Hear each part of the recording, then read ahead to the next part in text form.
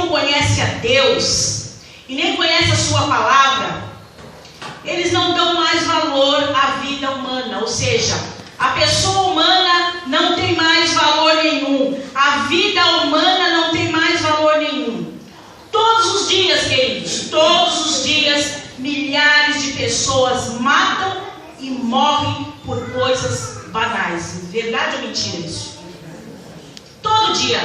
Se você ligar a televisão e colocar no Cidade Alerta, no Datena, que são jornais que falam dos crimes, todos os dias um homem matou uma mulher. Já perceberam isso? Todos os dias alguém matou alguém por causa de um celular e de um tênis. Já ouviram isso? Todos os dias. Todos os dias há mortes banais. Essas pessoas que cometem essas mortes, além de eles estarem infringindo a lei de Deus, eles estão indo contra a pessoa do próprio Deus. Porque quem mata, mata aquele que é a imagem de Deus. Quem comete essa imagem. O homem foi feito em imagem e semelhança de Deus. O homem, irmãos, é a coroa da criação. Portanto, nós entendemos aqui o amor de Deus pelo homem. Por que Deus ama tanto o homem? Porque o homem é a coroa da criação de Deus. E o homem, a Deus, ele investiu ele de autoridade sobre todas as coisas criadas. O homem tem autoridade sobre todas as coisas criadas, inclusive sobre a vida do seu próximo. Então cabe ao homem respeitar e honrar a vida do seu próximo. É por isso que o mandamento não matarás. O mandamento é não matarás. Todos os seres humanos são irmãos, porque vieram de um mesmo casal. Abre a Bíblia em Atos dos Apóstolos 17, versículo 26. Atos dos Apóstolos, versículo 17, 26, vamos ver o que diz lá. A respeito de onde o homem veio, toda a humanidade veio. Vamos ver lá está escrito.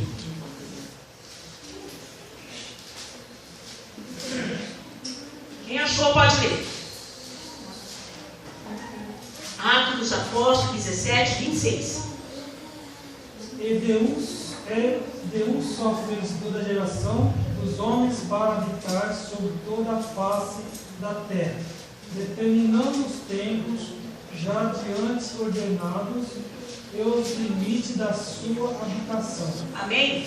De um só Deus fez todos os homens, não é isso? Toda a geração, todo mundo veio de Adão. Portanto, nós somos todos irmãos. E é por isso que o Senhor zela para que nós possamos preservar a vida. O respeito à vida é respeito a Deus, queridos. Aí entra a lei de Deus. A primeira etapa do decálogo divino refere à santidade a Deus, não é isso, irmãos? E vocês já estudaram a primeira tábua, não já? Ela refere-se a quê? Refere-se à santidade a Deus, à honra a Deus. A segunda tábua refere-se ao quê? À honra e à preservação da vida humana. Tanto é que o sexto mandamento inicia com uma série de proibição absolutas e expressas em duas palavras. Começa com a proteção da vida, quando diz assim, olha, não matarás. Isso é o quê? Proteção do quê? Proteção da vida. Aí depois ele fala assim, olha, não adulterarás. É proteção do quê? Da família. Porque quem adultera arrebenta com a família. Quem adultera, ele acaba com a família. Não é isso? Por isso que fala, não adulterarás. Depois que ele preserva a vida e ele preserva a família, aí ele preserva os bens, não furtarás. Daí por diante, você vai encontrando sentido naquilo que o Senhor faz através da sua lei. Então ele fala, não matarás para quê? Para preservar a vida. Para preservar a vida. Por isso, queridos, nós temos que olhar na palavra de Deus e ver o que ela nos diz. Ela proíbe os homicídios. Ela proíbe os pecados de homicídio porque está ligado à violência. Tais como tirar a vida do outro ou tirar a sua própria vida. Agora é certo por justiça. Por exemplo, se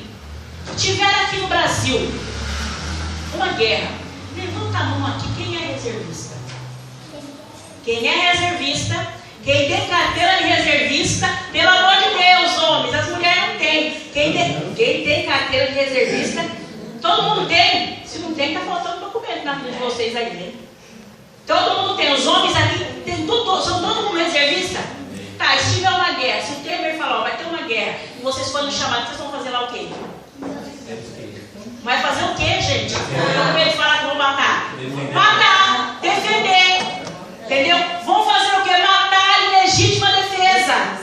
Amém, queridos? Então vocês entenderam como é complexo falar desse mandamento? Não matarás, sendo que aqui na igreja tem um monte de reservista?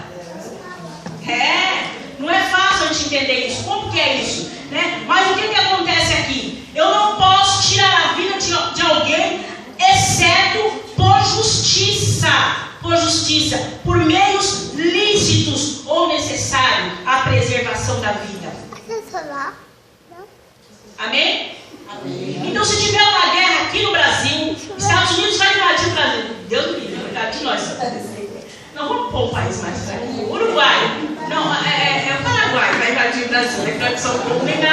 A gente não quer que os Estados Unidos invadam, senão eles já fariam pró, né? Mas o Paraguai invadiu o nosso país aqui. A gente vai se armar, vai defender os caras, vai defender a nossa nação. Mas aí você vai ter que matar para defender a sua nação. E aí você comete pecado? Não, porque você matou em legítima defesa. Legítima defesa. E quem foi que autorizou essa matança em legítima defesa? Foi as autoridades. Então Deus constitui a autoridade, e se de repente o presidente da nação diz, olha, vai ter uma guerra, e os reservistas vão ser convocados, eu sinto muito, vocês vão ter que ir para a guerra.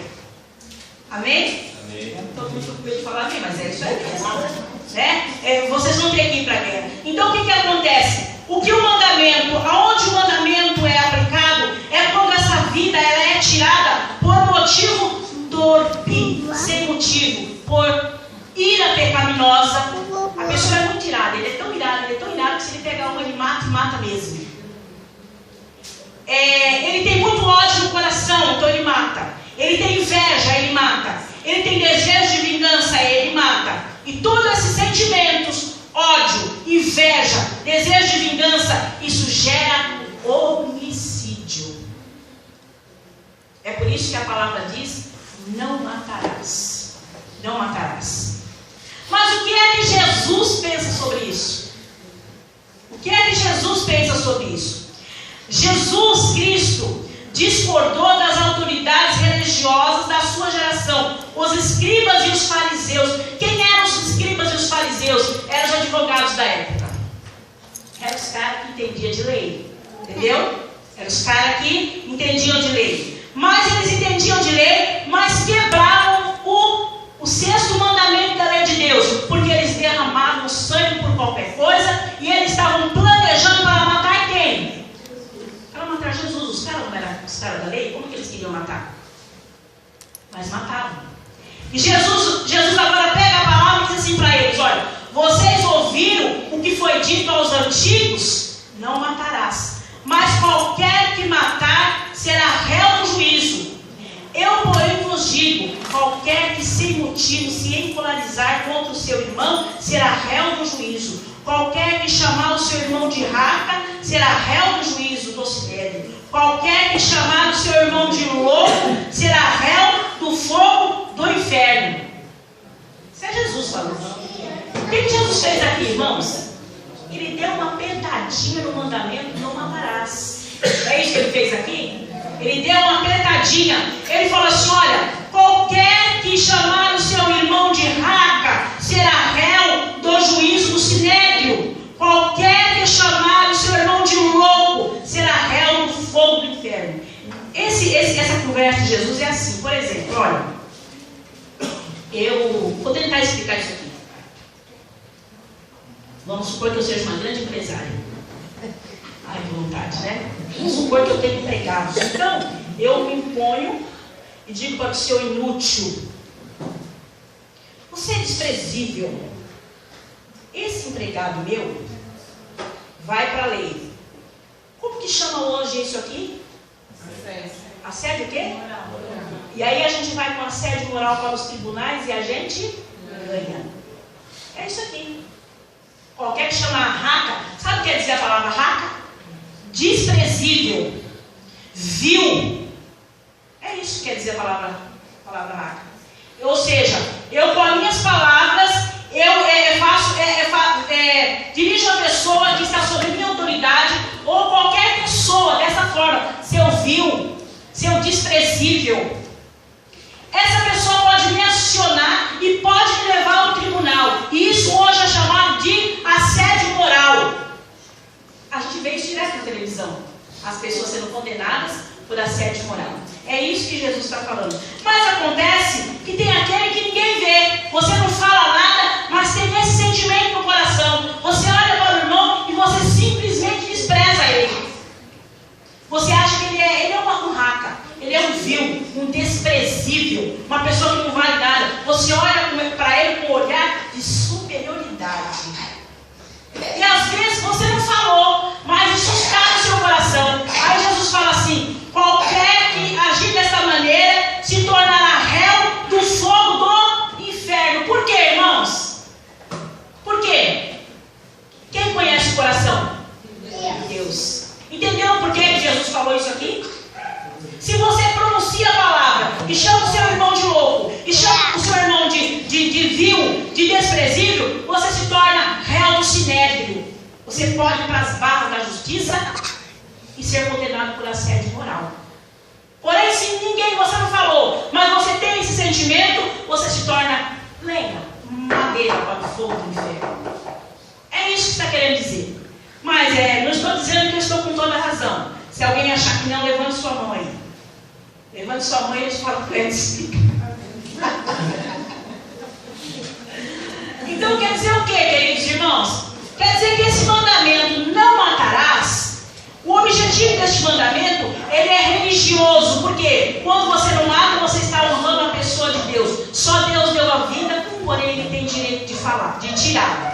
E social, porque é o propósito de proteger a vida e trazer paz entre os seres humanos. Então não matarás. Amém? Não matarás. Tipos de morte, tipos de homicídio.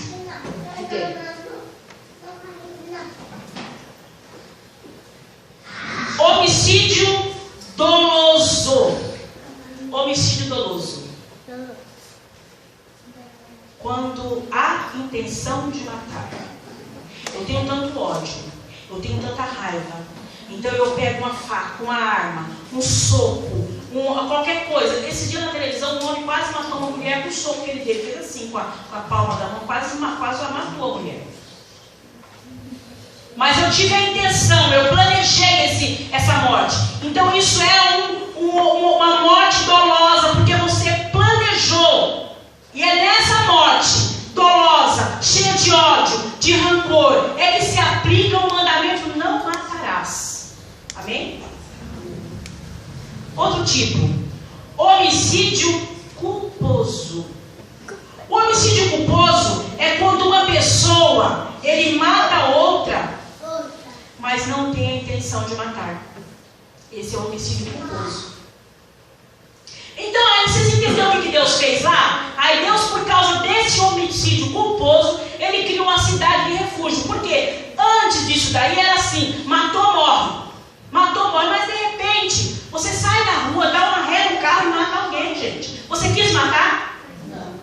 Então esse é um homicídio culposo, sem a intenção de matar. Então, você não teve culpa, você matou, mas você não teve culpa de matar. Então, como é que faz com você? No caso de Israel, Deus criou a cidade de refúgio. E a palavra do Senhor fala que pelo menos 6 cidades foram criadas, para que os que matassem assim, sem a intenção de matar. Você foi fazer qualquer coisa, matou sem querer. Isso acontece muito, e a gente vê isso na televisão, quando, de repente, hoje não é bem assim, os caras bebem, então quando você bebe, você assume o risco. Assume ou não? Quando você bebe, você assume o risco de matar, sabendo que você assumiu o risco morte.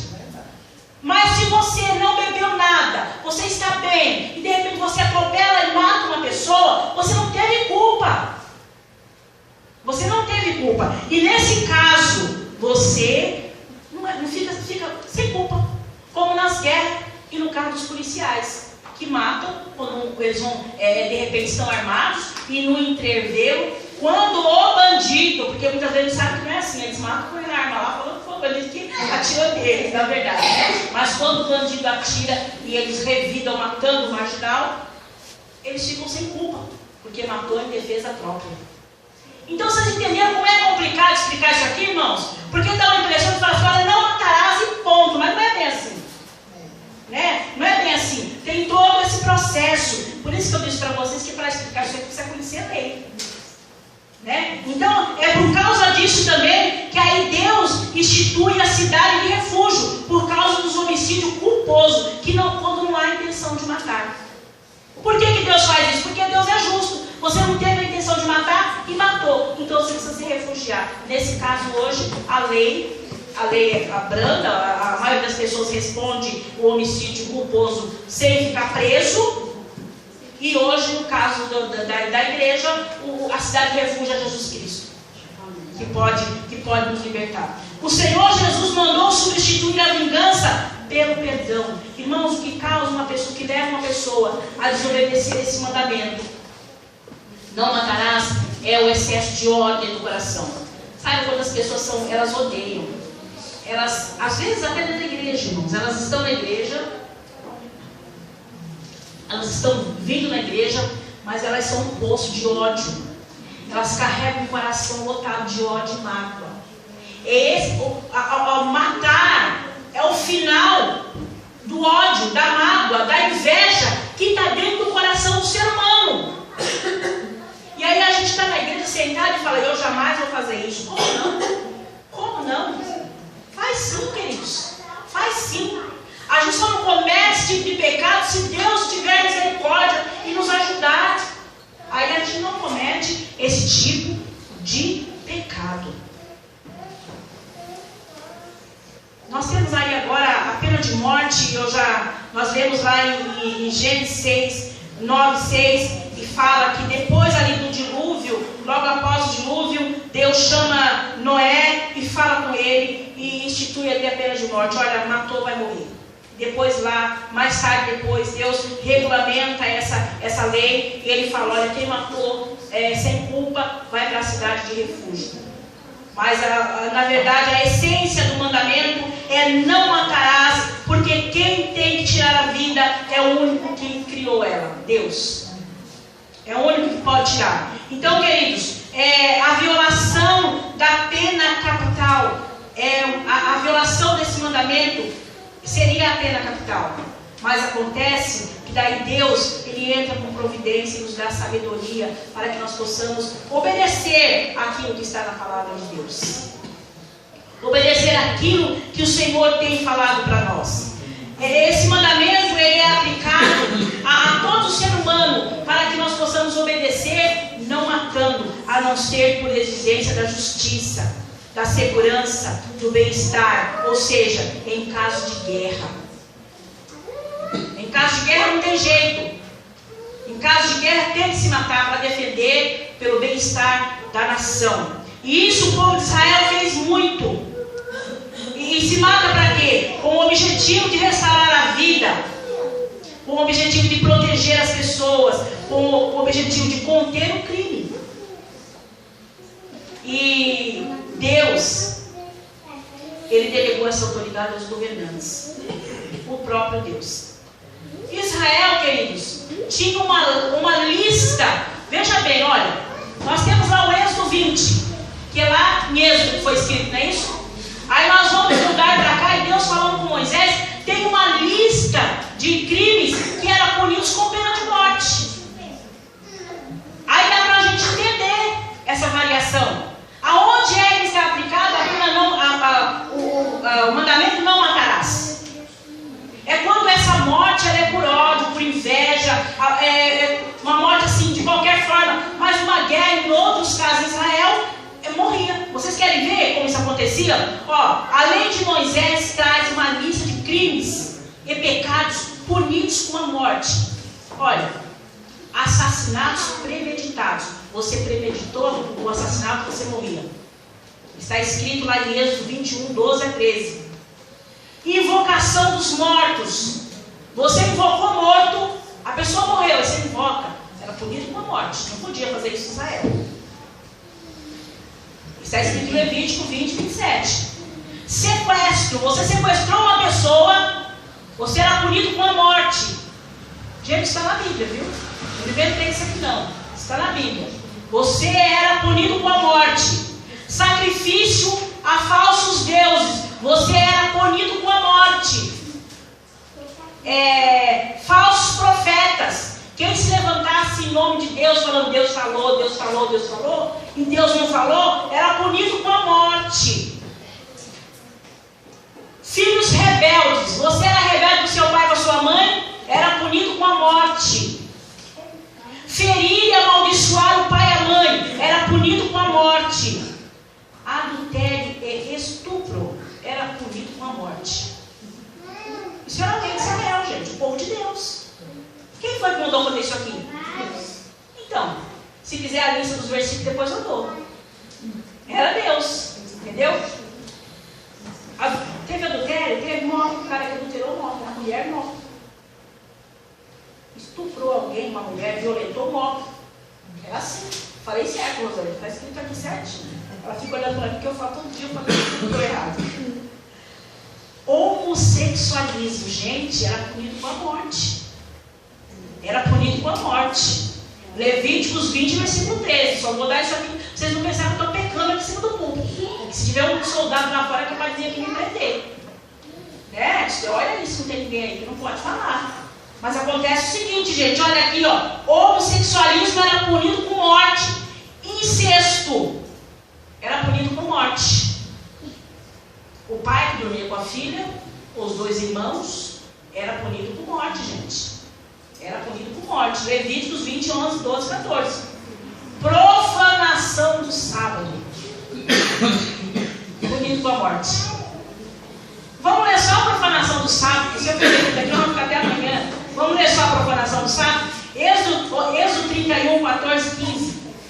Quem achou, lê aí para nós. Só essa que nós vamos ler.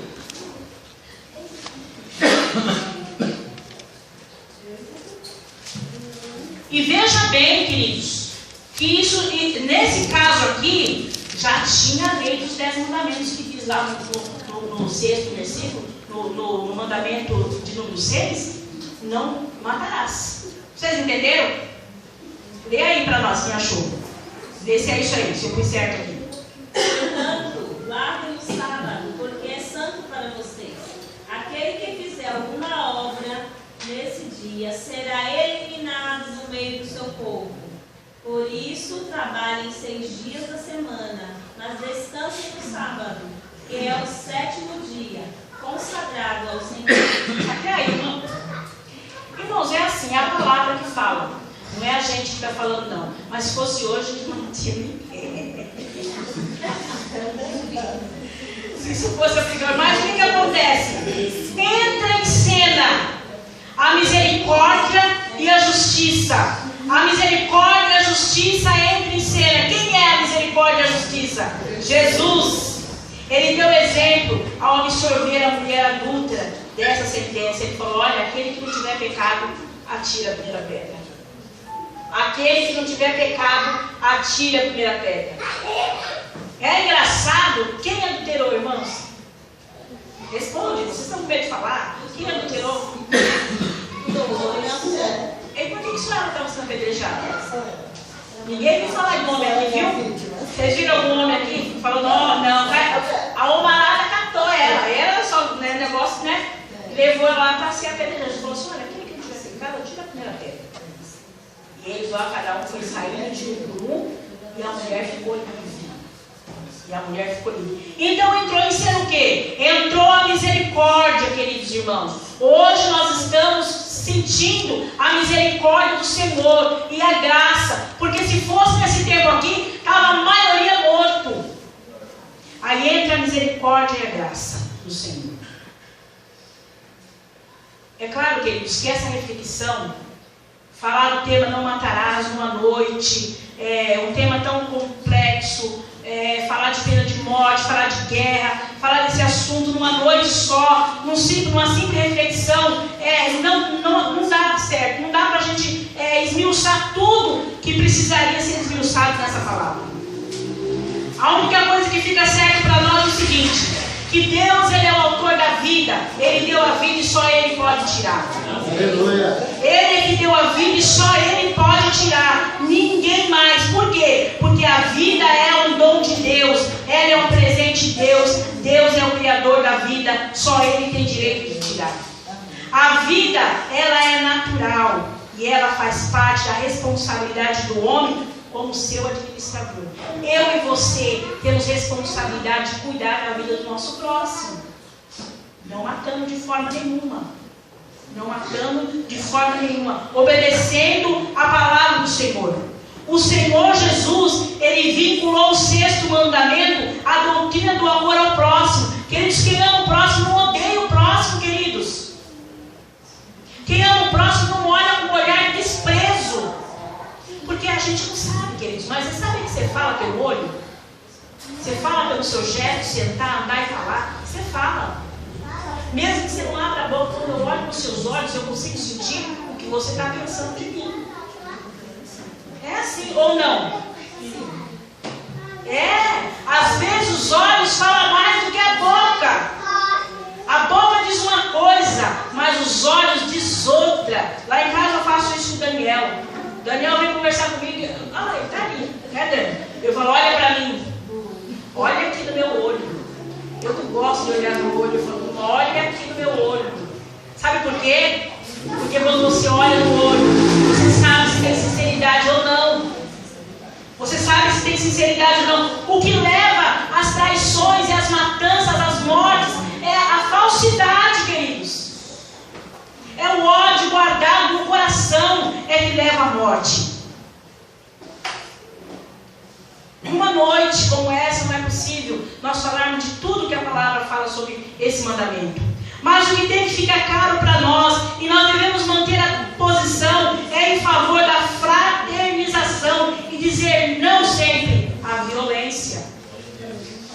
Nós temos que dizer sempre não à violência. Em suas diversas modalidades. Qualquer forma de violência, nós temos que nos portar contra. Amém?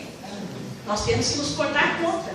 Não podemos nos agradar e ficar felizes com a violência de forma nenhuma. E a nossa posição é contra a violência. Porque o mandamento diz, não matarás. É contra o ódio, é contra a inveja, é contra a falsidade, é contra a mentira, é contra a traição. De qualquer forma, nós temos que ser contra. Mas devemos pensar com inteligência também. Naquele caso que eu falei, agindo numa guerra, nós temos que ir para a guerra. Defender o nosso, amém? É, irmãos, ué. Defender, ué.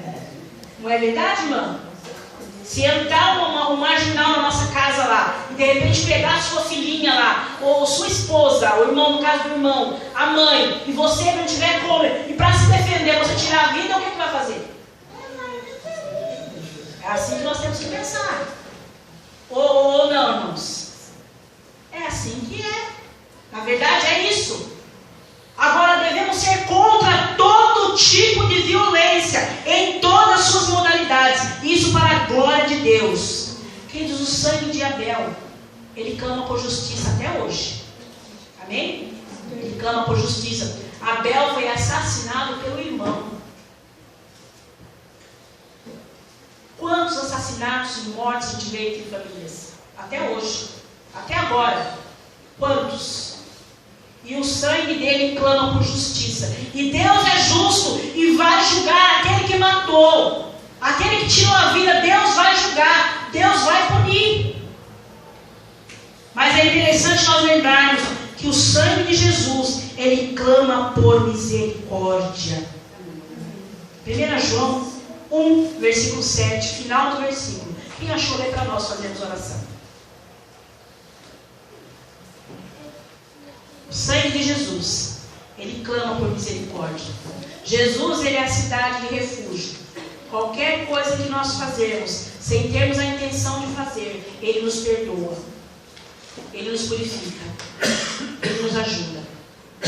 Aí nós devemos olhar para a palavra do Senhor, destrinchar ela e obedecê-la. Só para você pensar um pouquinho. Quem desonra o pai e a mãe está morto ou está vivo? Morto ou vivo?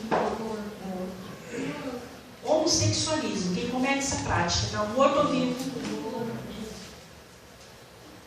Quem comete adultério, está morto ou vivo? Quem estupra, morto ou vivo? Então, irmãos, já está julgado se não se arrepender. Se não se arrepender, quem profana o sábado, está morto ou vivo? Irmãos, é duro você falar isso aqui, entendeu? É duro e difícil. Mas é o que está na palavra e é a realidade. Então nós temos que olhar para a palavra de Deus e pensar assim, que se nós olharmos para a cidade de refúgio, que é Jesus Cristo, nós seremos libertos e seremos salvos. Porque o sangue de Abel clama por justiça, mas o de Jesus por misericórdia. Lê para mim o versículo. 1 João 1,7. Vamos ver se eu pus o versículo certo. Mas se estivermos vivendo na luz, como Ele está na luz, então temos uma comunhão maravilhosa uns com os outros. E o sangue de Jesus, seu Filho, nos purifica de todo medo. Amém? Graças a Deus, né, irmãos? Eu não sei como que vocês estudaram a tábua que já foi falada, que é a tábua da santificação. Mas se eu fiquei devendo alguma coisa, vocês me perdoem. Né? Vocês me perdoem, examine mais a palavra do Senhor. Procuramos entender e observar os mandamentos do Senhor, de acordo com o que está escrito, como está escrito, para que nós possamos aplicar na nossa vida de maneira correta. E o Senhor Jesus, que é o nosso refúgio, nos dará graça. Aleluia.